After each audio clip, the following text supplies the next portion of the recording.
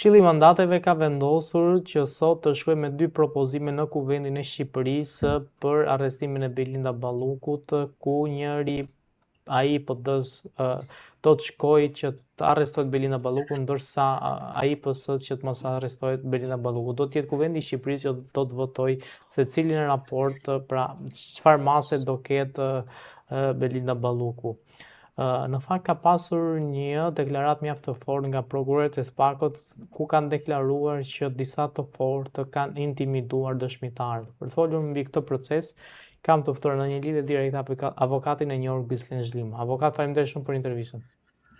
Përshëndetje, faleminderit për ftesën. Zoti Zhlima, tashmë kemi 2 raporte në Kuvendin e Shqipërisë. Si e pan gjithë këtë proces deri në mbërritjen e raporteve, po themi te Kuvendi i Shqipërisë, dhe çfarë prisin nga Kuvendi?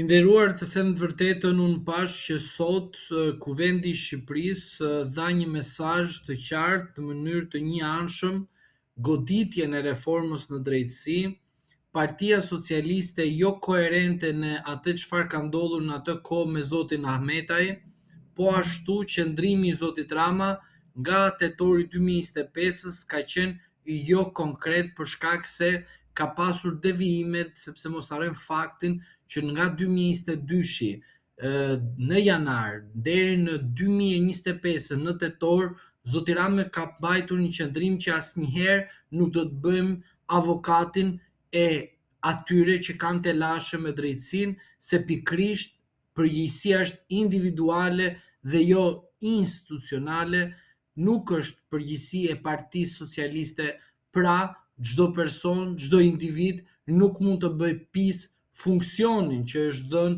nga Partia Socialiste.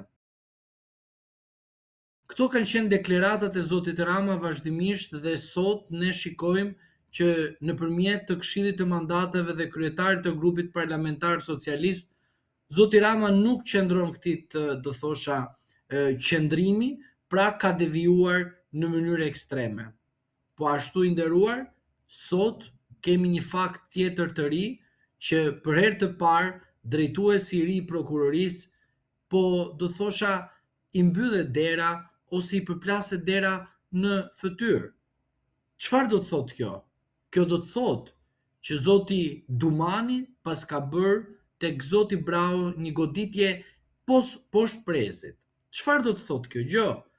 Pse zoti Dumani duhet të kishte autorizuar prokurorin atë kohë që të kërkonte heqjen e imunitetit të zonjës Balluku, dhe pse nuk e la që ta bënte kryeprokurori i ri? Çfarë nxitonte zotin Dumani që të bënte një veprim të tillë?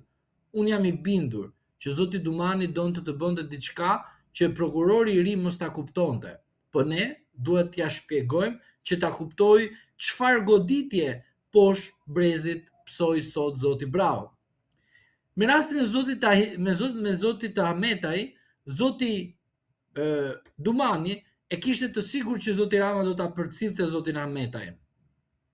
Po me rastin e zonjës Belinda Balluku, zoti Dumani e dinte të sigurt që zoti Rama do ta mbronte, sepse zoti Dumani ka mbajtur dosjen ndaj zonjës Balluku nga 2021 dhe në fund fare në 2025 bëri lëvizjen e fundit. Po ashtu, zoti Dumani e dinte shumë mirë që me ikjen e tij, kryeprokurori i ri duhet të formojë ai në sy të opinionit publik një qasje të re, çfarë ai konkretisht do të jetë më i fortë se sa zoti Dumani. Por duke ditur që kjo situatë do ndodhi krejt ndryshe, pra në disfavor të zotit Brau, prandaj zoti Dumani bëri këtë veprim që sot edhe në vazhdim do shikoni se në sy të publikut sa do të dalë zoti Brau me një dështim që për herë të parë ka ndodhur pas ikjes së zotit Dumani. Pra, loja vazhdon, është kaq shumë e fortë se sa nga ana tjetër nuk kupton edhe diçka tjetër. Po ashtu forcohet e zotit Rama që në raport me miqtë e tij thuhet qartë. Çfarë? Unë të mbrojta. Unë dhash mesazhin që vazhdoj të mbroj akoma dhe më shumë. Unë nuk lëshoj asnjë, ashtu siç ishte thënë në 2022 me 2025, se Rama të tradhton Rama të lëshon, Rama të hedh. Jo, kjo nuk është e vërtet. Pikrisht provohet sot. Pra çfarë? Që Rama po luan një lojë dhe këtu në këtë lojë është pjesë edhe prokurori Prençi. Sepse pikrisht ai e ka zvarritur dosjen dhe ai qëllimisht e ka lënë që kjo dosje të zvarritej, që zoti Prençi të bëj lojën e zotit Rama, që zoti Rama të fitoj çfarë? Një, që nesër kur të marrë një drejtor të thotë do të emëroj në këtë pozicion, drejtori të pranojë dhe mos thotë që mos bëjmë statistik. Nesër kur të bëj një dyshim në qeveri, sigurisht nesër ai që do ta marri pozitën të thotë po do ta marr, sepse Rama pikrisht është ai burri që unë mendoja që do më mbroj përpara një drejtësie që më bëhet. Pra padrejtësi në kuptimin kur një person mendon se drejtësia funksionon me padrejtësi. Pra, sot kemi 3 ngjarje. Ngjarja e parë, heqja dorë në mënyrë të mjanshëm të Partisë Socialiste nga reforma në drejtësi. Rasti i dytë, dera që ju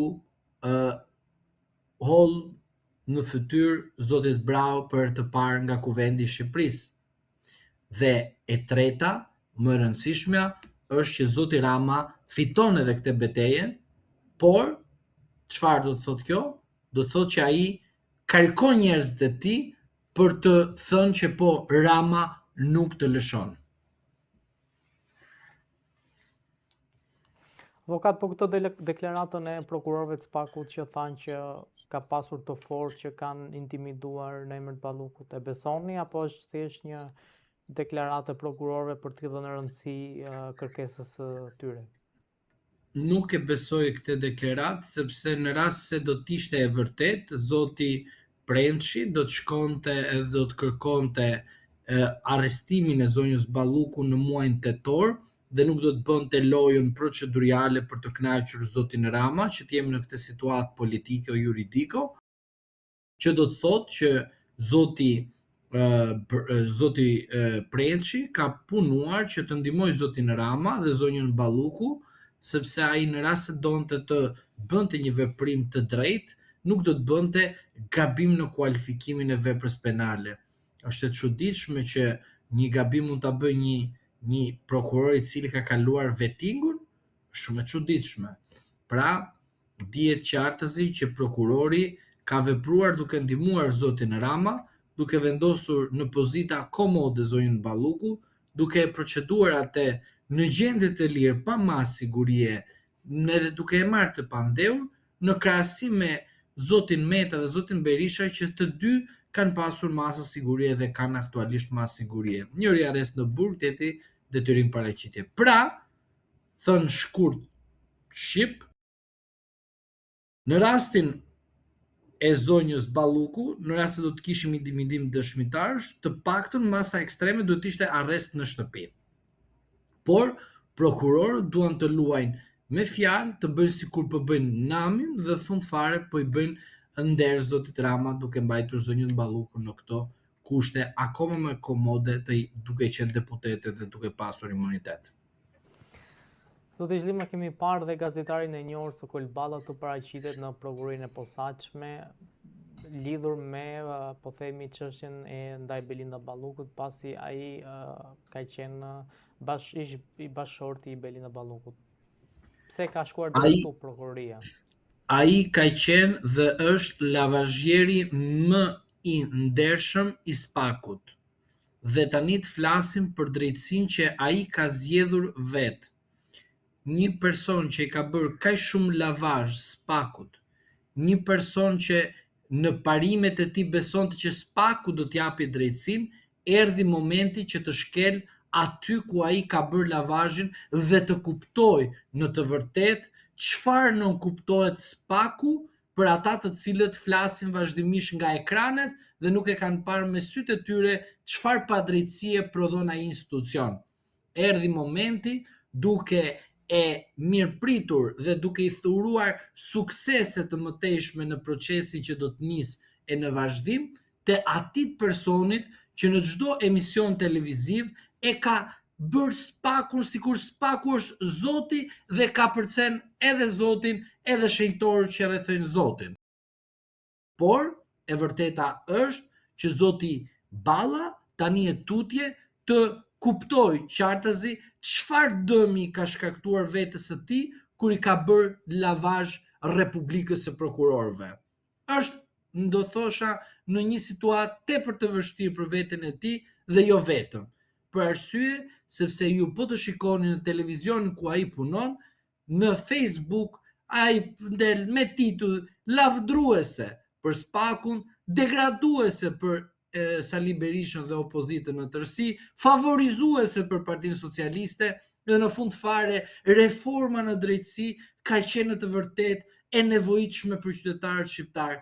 Tani duke e parë dhe unë që ai ishte në dyert e Spakut, edhe unë nuk është se jam i mendimit që po ishte e nevojshme, por duke imagjinuar dhe duke menduar dhe duke dëgjuar atë çfarë ai ka cituar nëpër media dhe duke përjashtuar parimet që unë besoj, po duke marrë parimet e zotit Balla dhe duke i bërë një analizë, po zoti Balla, është momenti të shkoni tek ajo që ju i keni bërë lavazh, keni marrë analistë të mirëfillt, analistë të shkëlqyer që i kanë bërë lavazh nga mjesi deri në darkë Spakut dhe unë sot pa durim pres të dëgjoj tek emisioni juaj pas një diskriminim racor, partijak apo diçka tjetër.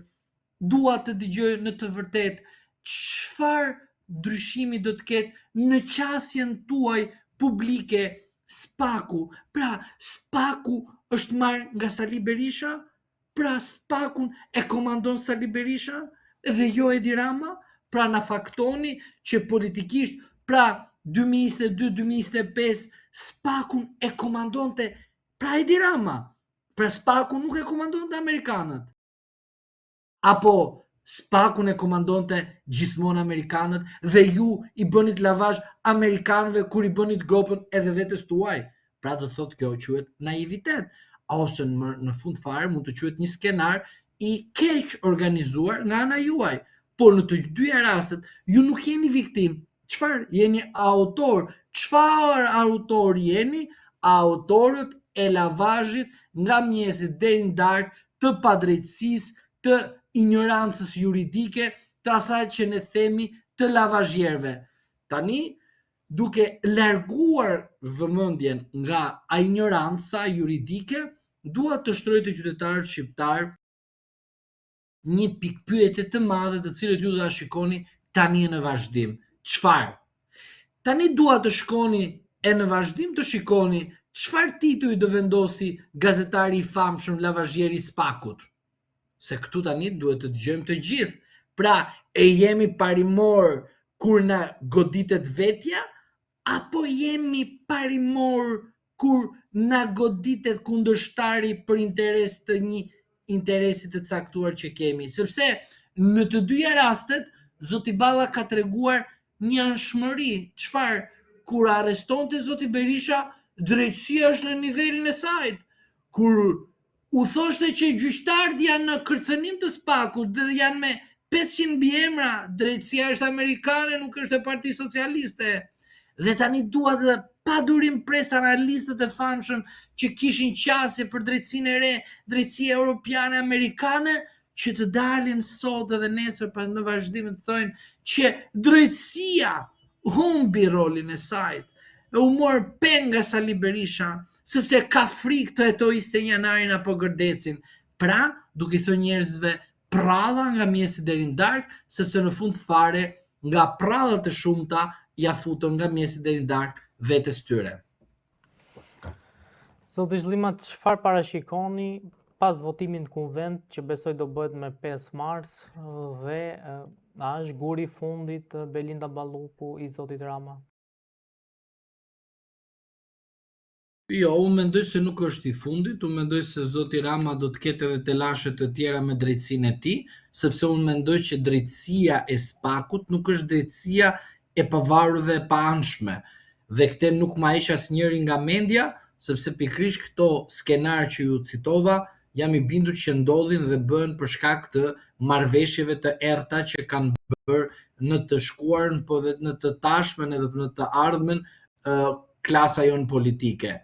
Unë mendoj se zonja Balluku është një ndër personat që përsëritet historia e saj të disa vjeçare me Beqir Ballukun, po thjesht në tipare të ndryshme. Kur dikur të vriste plumbi, sot të vret drejtësia. Pra do të thotë që jemi në të njëjtën situatë, por pak ndryshe.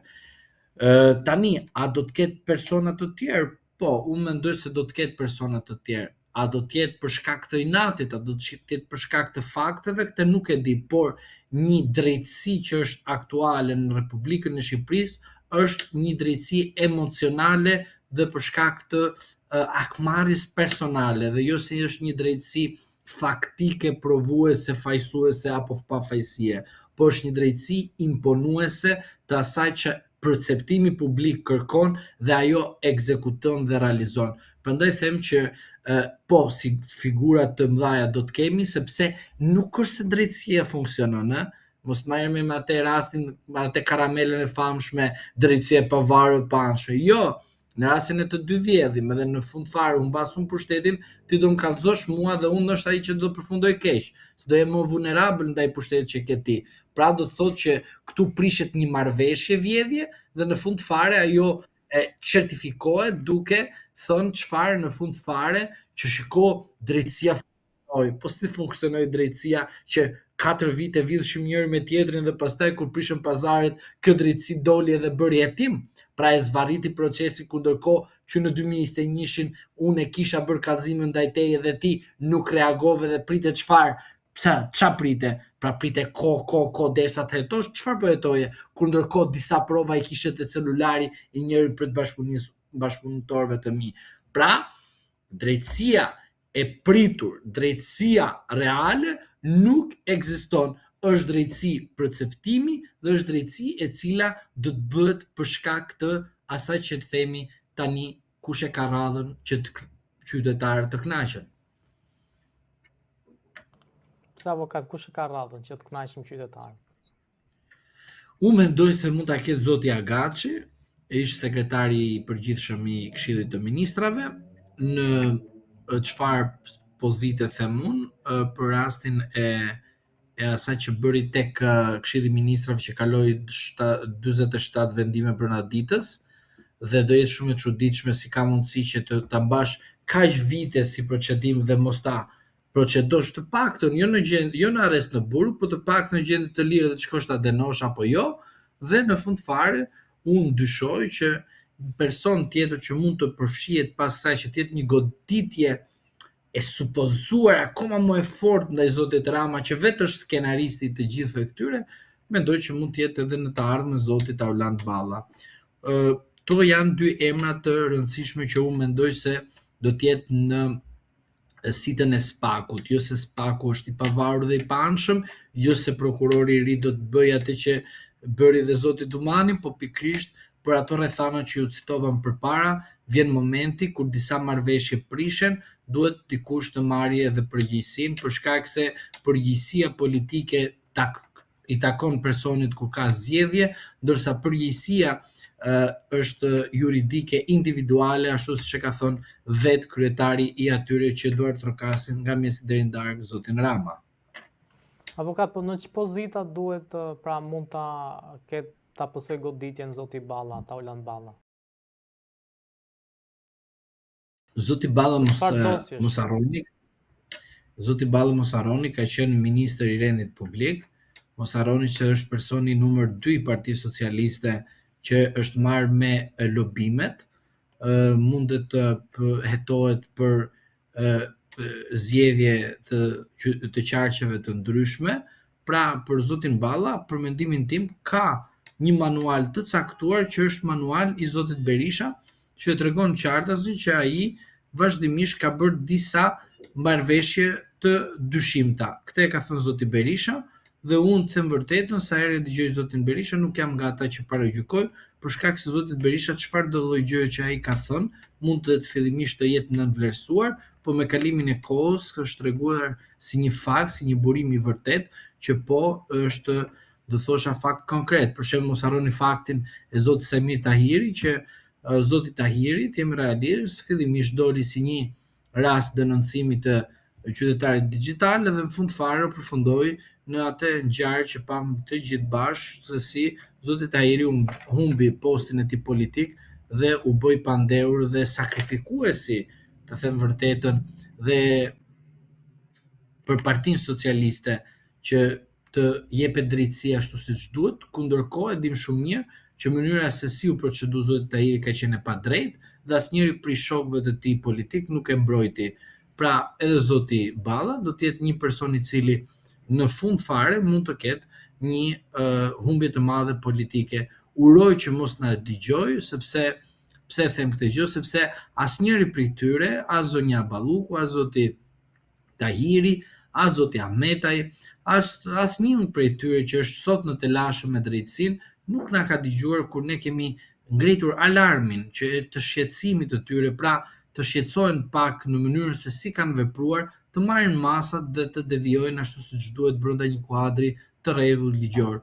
Thjesht ata kanë menduar se kanë pushtetin absolut dhe janë të paprekshëm. I urojmë që të vazhdoj paprekshmëria e tyre, por unë dyshoj që paprekshmëria e tyre ka një do thosha një ndalesë për shkak se edhe vetë pushteti i zgjeruar, por edhe do thoya skandaloz që është me 83 mandate të Partisë Socialiste, do të jetë një ndër gjërat të cilat do të tmeshme për Partinë Socialiste që do të pendohet pas shumë vitesh për shkak të pranimit dhe të vazhdimit në rast se shkojnë deri në 2029 me 83 mandate.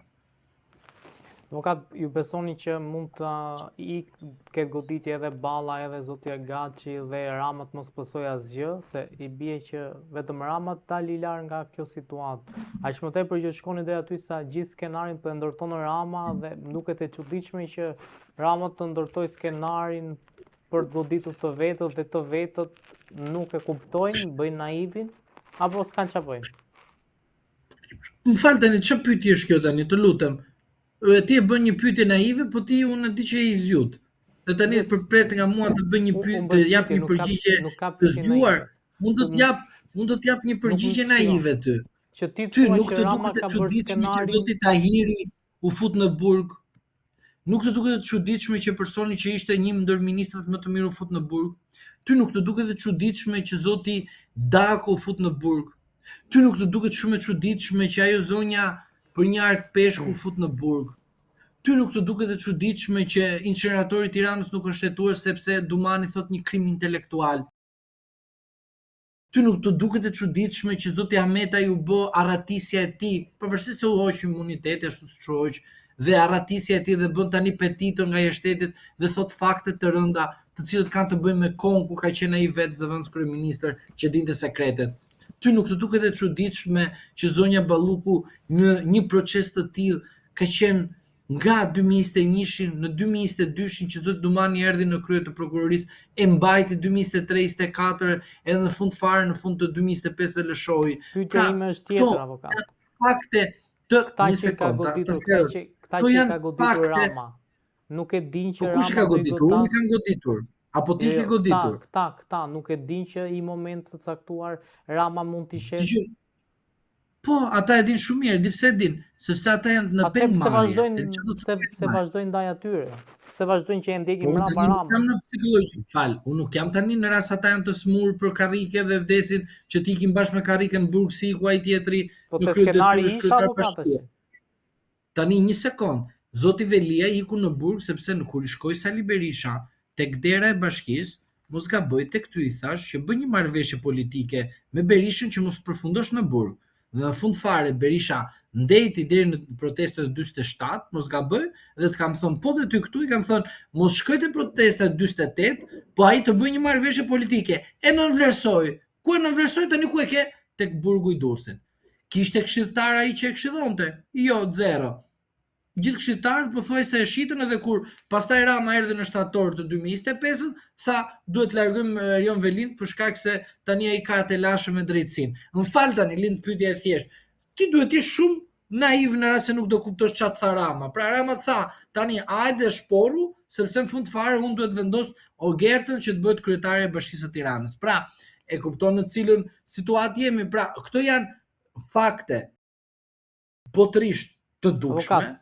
Tani kjo është një tjetër gjë. Ka boll të tjerë që argumentojnë që ka shumë të tjerë që argumentojnë që zoti Rama kishte një skenar me zotin Veliaj që bën pakt bashk që shkarkimin ta bënte zoti Rama në kundërshtim të gjykatës të kushtetutës, duke ditur shumë mirë që gjykata kushtetuese do e kthente dhe do e linte në fuqi.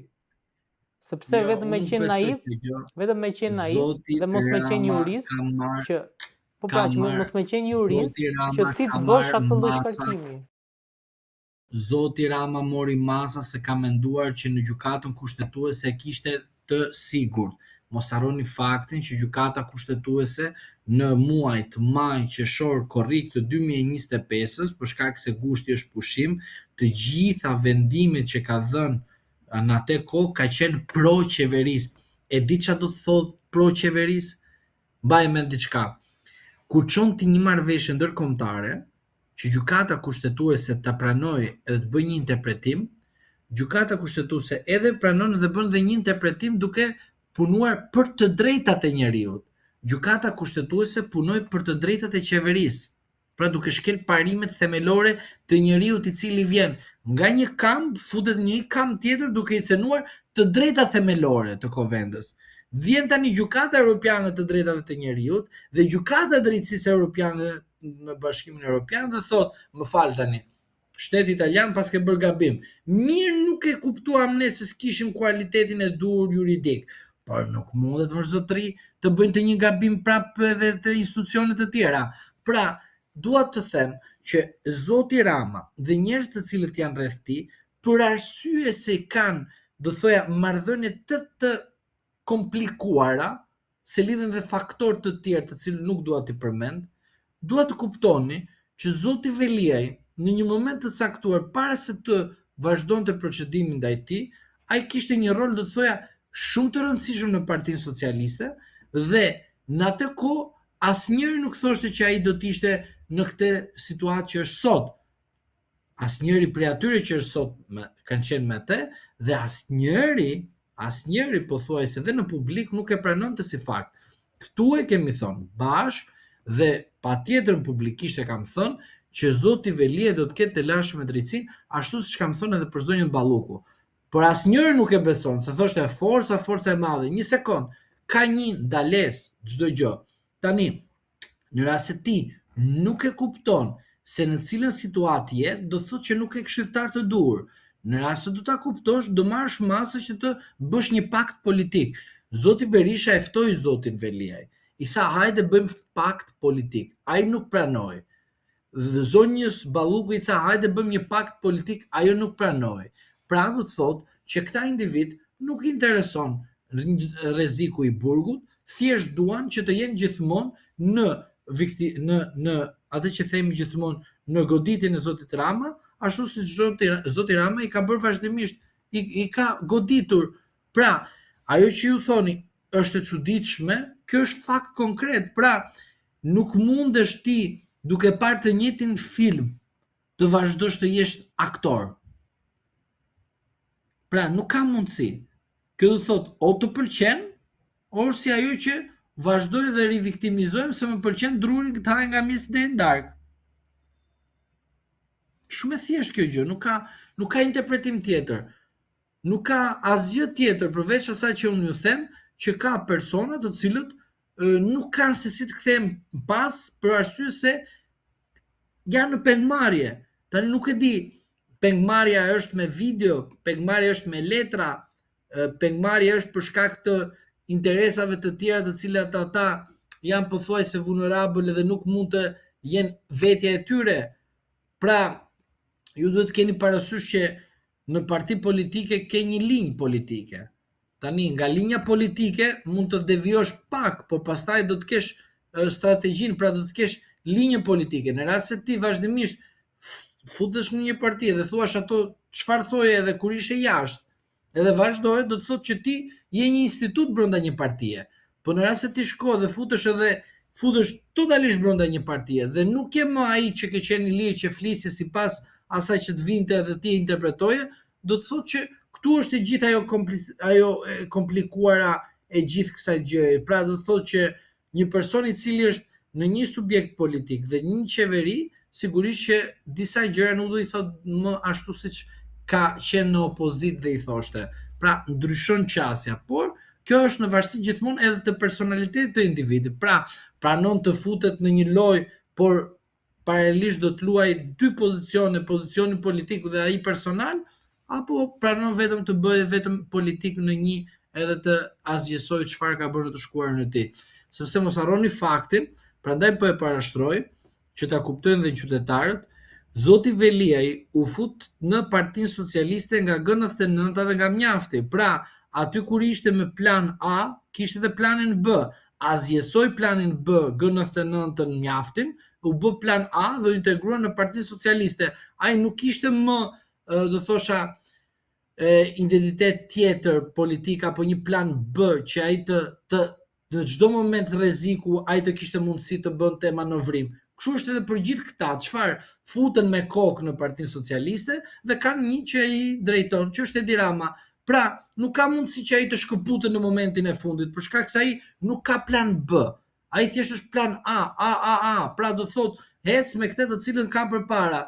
Dhe këta tani kanë menduar që ky që është përpara po i çon në rrugë të drejtë, por këta nuk e kanë kuptuar që secili prej tyre ka një grop nga ky që i ka çuar në thonjza në rrugë të drejtë. Pra, duhet kuptojmë qartë se diçka është e paimagjinueshme që në të gjitha këto fakte që kanë ndodhur, të gjithë të preken, pra të prekesh për një ark peshku, a kuptosh me formë vete, dhe mos të preket tjetri për vendimin e Këshillit të Ministrave, që ka qenë kryeminist dhe ka dalë vendimarrje, dhe të preket sot Sali Berisha.